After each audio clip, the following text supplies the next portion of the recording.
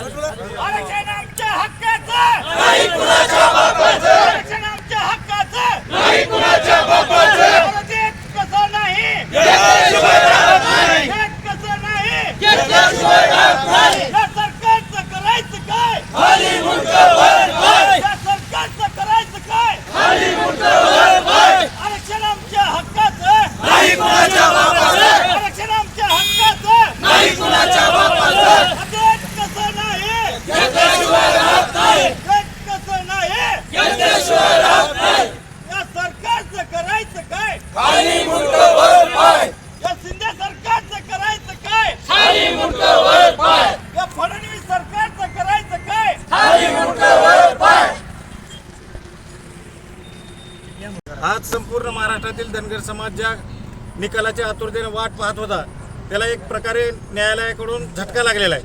कारण धनगर समाज मागील 7-8 वर्षापासून संविधानिक मार्गाने आरक्षणाच्या लढाईचा लढा लढत होता। वेळोवेळी रस्त्यावरची लढाई लढत असताना धनगर समाजातील उपक्रम मूल्य असणाऱ्या लोकांनी आम्हाला निर्देश दिला होता, समाजातल्या सर्व लोकांना, की बाबा शांततेच्या मार्गातून आपण आपलं आरक्षण मिळवून घेऊ। म्हणून काही प्रमाणात धनगर आरक्षणाचा लढा थोडा कमी तीव्र होता, परंतु आज न्यायालयाच्या या निकालामुळे संपूर्ण महाराष्ट्रातील धनगर समाजाला झटका बसलेला आहे। परंतु आम्ही पूर्णपणे निराश नाहोत, कारण आम्ही जो वेळोवेळी सरकारकडे पाठपुरावा करत होतो की धनगर समाज अगोदरच एसटीच्या आरक्षणाचा सगळा क्रायटेरिया पूर्ण करतो, धनगर समाज आधीच एसटीमध्ये आहे, त्याची फक्त अंमलबजावणी करा। परंतु आमच्याकडे वेगवेगळ्या माध्यमाचंही दुर्लक्ष असायचं। त्या गोष्टीकडे आज न्यायालयानं लक्ष केंद्रित करून आज आमचा धनगर हा एसटीत असल्याचा मान्यता दिलेलीच आहे।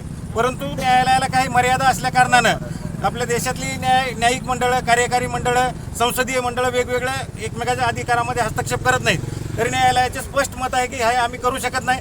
तर आता आमची या सरकारकडे मागणी आहे, संसदेच्या माध्यमातून धनगर समाजाला तात्काळ हे एसटीच्या आरक्षणाची अंमलबजावणी करावी, अन्यथा येणाऱ्या काळामध्ये धनगर समाज अतिशय उग्र स्वरूप धारण करील। आता आम्ही उपक्रम मूल्य इतके दिवस दाखवलं होतं, येणाऱ्या काळामध्ये उपद्रव मूल्य आम्ही निश्चित दाखवून देणार आहोत। याची सरकारनं गांभीर्याने दखल घ्यावी, अन्यथा आम्ही ही इतर समाजाच्या पेक्षा उग्र आंदोलन करायला निश्चित तयार आहोत। आज काय केलं इथं? आज आम्ही या सरकारनं आमच्या मागणीकडे वेळोवेळी दुर्लक्ष केल्यामुळं केंद्रातल्या मोदी सरकारचं व राज्यातल्या फडणवीस, अजित पवार, शिंदे सरकारचा आम्ही निषेध केलेला आहे। त्यांनी आमच्या मागण्याकडे दुर्लक्ष केलेलं आहे। काही आम्हाला सापत्निक वागणूक मिळते, सवतीच्या लेकरासारखं काही आमच्याकडे लक्ष दिलं जात नाही, काही लोकांकडं त्यांचे सर म्हणून पाया दाबली जातात।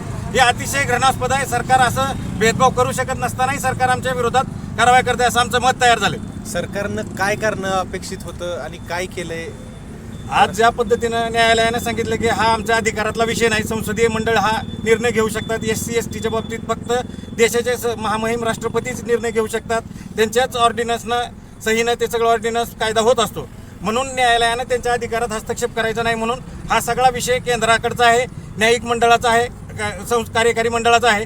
तर कार्यकारी मंडळ म्हणजेच आपली संसद, मोदी सरकार आणि संबंधित धनगर समाजावर प्रेमाचं नाटक करणाऱ्या लोकांनी हा विषय आता संसदेमध्ये मार्गी लावायचा आहे आणि धनगर समाजाला न्याय देण्याची भूमिका घ्यायची आहे। ओके। आज धनगर समाजाच्या एसटीच्या आरक्षण अंमलबजावणीच्या संदर्भात जो मुंबई उच्च न्यायालयाने जो निकाल दिलेला आहे, या निकालाने समाजामध्ये एक धक्का बसल्यासारखी वातावरण आहे। आज या निकालाचं कभी खुशी कभी गम, थोडी खुशी थोडी गम असा निकाल आहे। कारण त्या निकालाचा जर अभ्यास केला तर आज असं दिसून आलं की न्यायालयानं सांगितलं की महाराष्ट्रामध्ये धनगर नावाची जमात अस्तित्वातच नाही।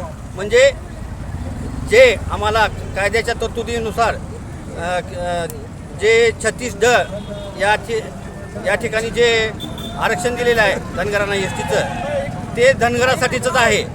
आणि या बाबतीत सरकारनं जे पाऊल उचलायला पाहिजे होतं ते पाऊल न उचलता केवळ समाजाला म्हणजे वापर करण्याच्या हेतूनं एखादं अधिवेशन आल्यानंतर किंवा एखाद्या संघटनेनं आंदोलन केल्यानंतर त्यांना शांत करण्यासाठी केवळ या सरकारने गाजर दाखवण्याचं काम केलेलं आहे. आणि या अधिवेशनात, पहिल्या अधिवेशनात, दुसऱ्या अधिवेशनात आरक्षणाच्या बाबतीत काय पाऊलं उचलू असं म्हटलं होतं, परंतु काही पाऊलं न उचलल्यामुळे आज आम्ही या सरकारचा निषेध करण्यासाठी इथं आलेलो आहेत, निषेध केलेला आहे.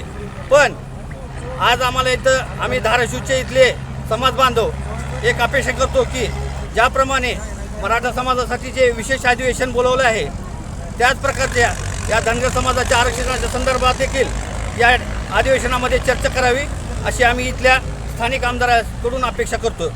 धन्यवाद.